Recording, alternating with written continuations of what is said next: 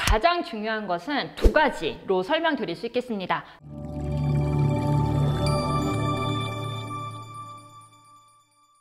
첫째는 아이의 진로, 두 번째는 아이의 성향입니다.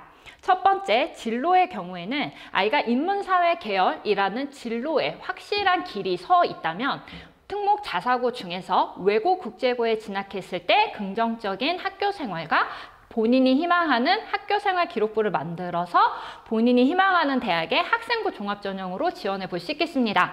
과학 분야에서의 특출난 역량을 갖춘 친구라면은 과학고나 영재학교에 지원해 볼 수 있겠죠. 그렇다면 일반 고등학교의 경우에는 어떤 친구들이 가면 좋을까요? 나중에 6장의 카드를 지원할 때 교과 전형으로 노려볼 거야 하는 친구들이라면 일반고에 가는 것을 추천합니다. 공부하는 성향이 학생들마다 조금씩 다른데요. 이야기도 하고 토론도 하고 이렇게 치열한 경쟁 환경에서 공부하는 게 즐거운 친구들이 있는가 하면 반대로 조금은 조용히 혼자서 조금씩 차분히 성장해 나가는 공부를 하는 것을 선호하는 경향이 있습니다.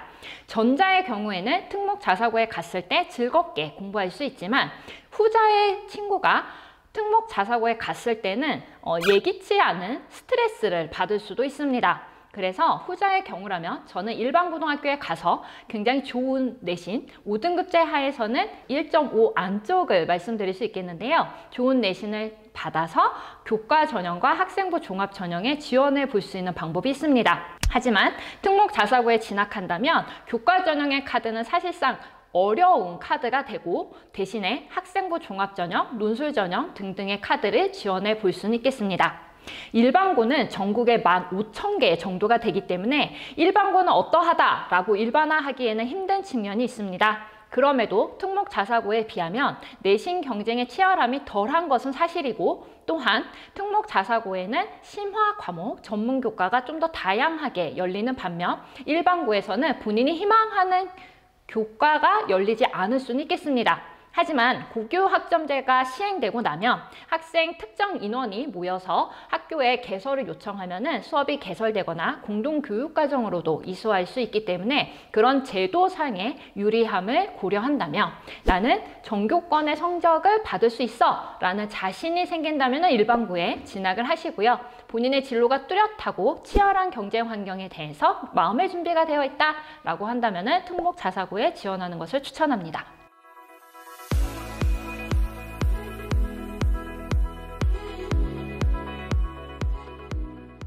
과학고와 과학중점학교 두 가지 학교를 구분을 해보자면 과학고가 조금 더 과학이나 수학에 굉장히 능한 친구들이 모이기 때문에 친구의 내신에 의한 압박은 더 심할 수도 있지만 그만큼 치열한 환경에서 성장할 수 있다는 장점이 있겠고요. 과학고만큼의 우수한 커리큘럼을 가지고 있지만 지원자들 간의 경쟁이 조금은 덜 치열한 일반고 중에서도 과학중점 교육과정이기 때문에 과학고를 꿈꿨던 친구에게는 과학중점학교가 좋은 대안이 될 수 있습니다. 하지만 일반고를 생각했던 친구가 나는 과학 계열을 희망하니까 과학 중점을 갈래 라고 한다면 이야기가 조금 달라지는데요. 이 경우에는 내신 경쟁이 치열한 것을 각오하고 과학 중점 과정에 진학했을 때 본인이 물리학이나 생명과학이나 화학을 이수했을 때 내신 경쟁이 굉장히 불리할 수 있다는 점을 감안하고 지원해야겠습니다. 특히 2028 대입 개편에 해당하는 현재 중3 친구들부터는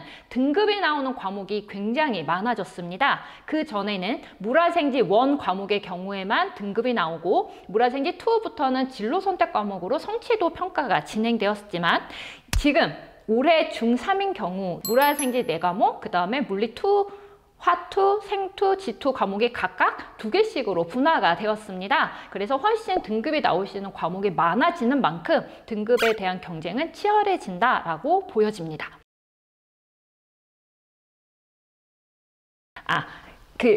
이런 경우도 있는데요. 인문사회 계열로 지원할 예정이지만 과학중점 학교에 가는 게 어떤가요? 라고 질문하는 경우가 있으세요.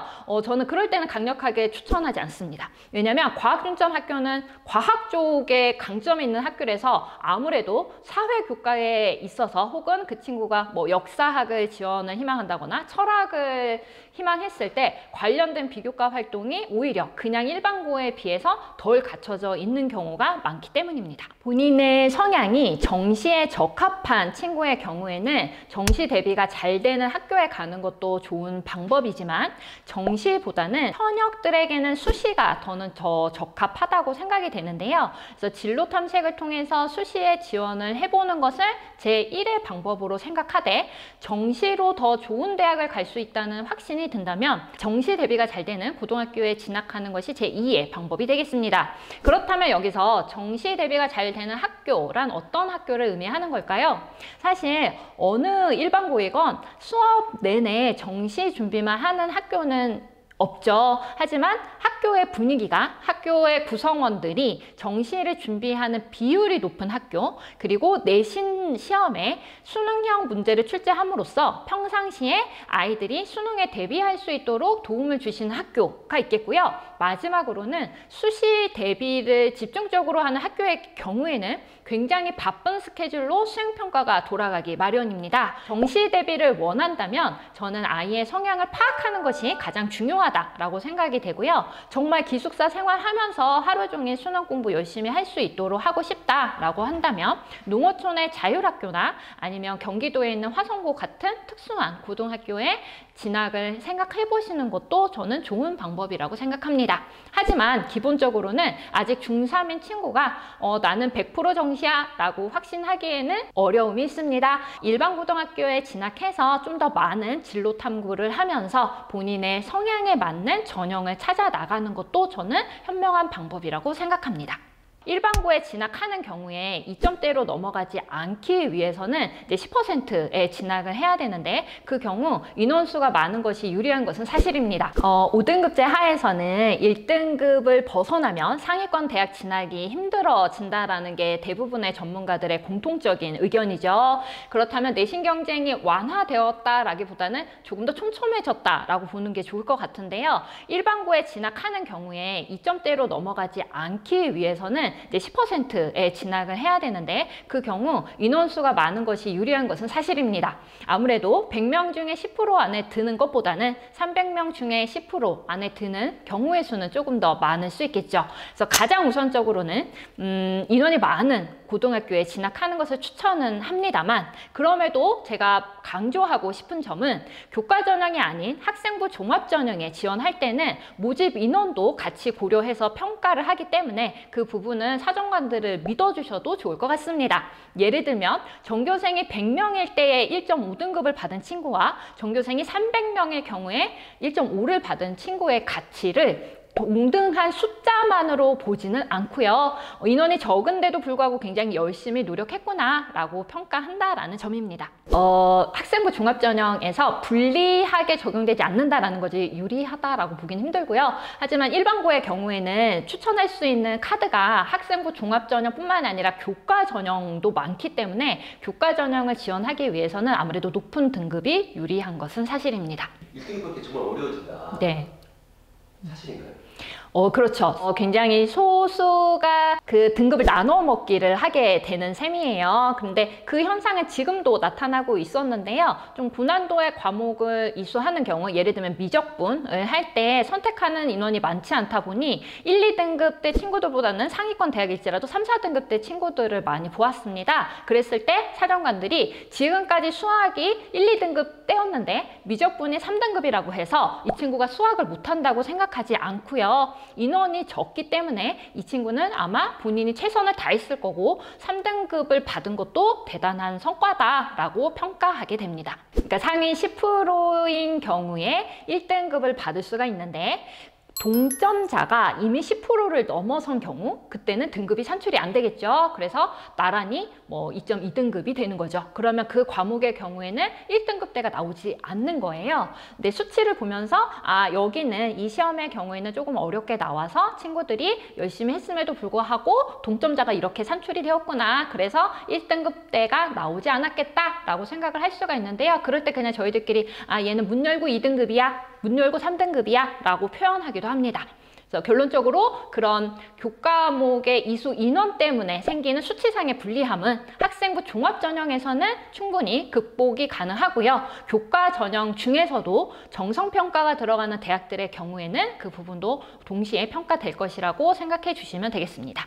열심히 공부했는데도 불구하고 B, C에 머물러 있다면은 특목 자사고에 지원하는 것을 저는 추천하진 않습니다. 대신 일반고 중에서도 본인의 집에 가깝고 어머님의 가까운 보살핌을 받을 수 있고 본인이 원한다면은 얼마든지 필요한 사교육을 받을 수 있는 거리상의 장점을 충분히 활용할 수가 있겠고요. 네, 일반고가 아닌 특성화고도 저는 굉장히 전략적인 선택이 될 수 있다고 생각이 되는데요.